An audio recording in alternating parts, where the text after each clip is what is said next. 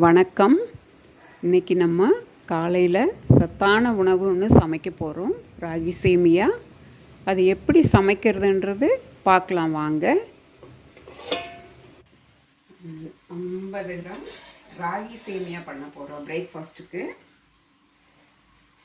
First ஒரு 50 gram oil ஊற்றிக்கலாம்.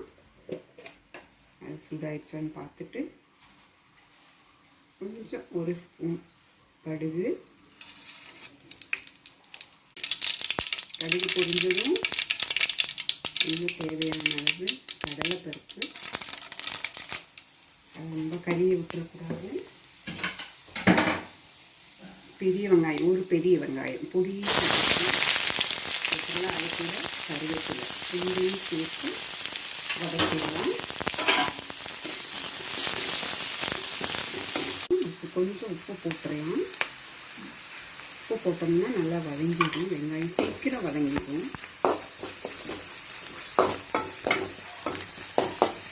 கொஞ்சம் ஹையில் வச்சுக்கோங்க.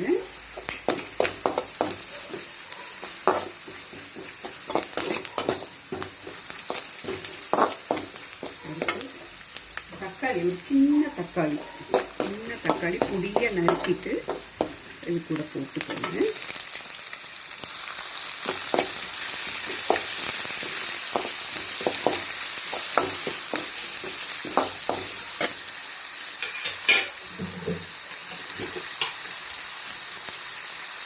அதுவும் நல்லா வதங்கட்டும்.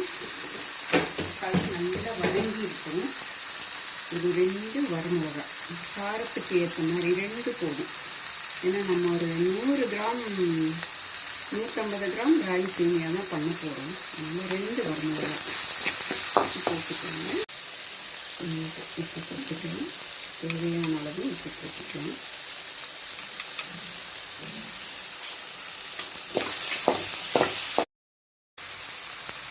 நல்லா அப்படியே உதுத்துன மாதிரி பண்ணி போட்டுக்கலாம்.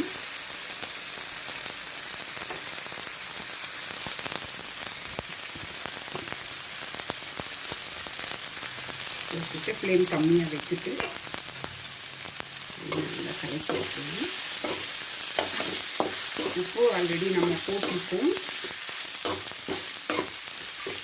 போதும். உப்பு ஜாஸ்தி போட்டால் நம்ம சாப்பிட முடியாது.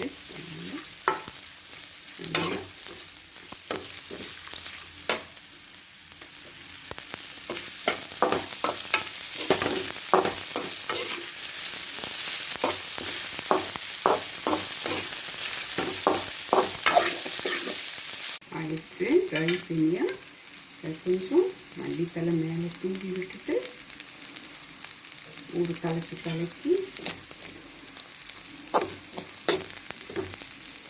பாருங்க எவ்வளோ நல்லா இருக்குன்னு.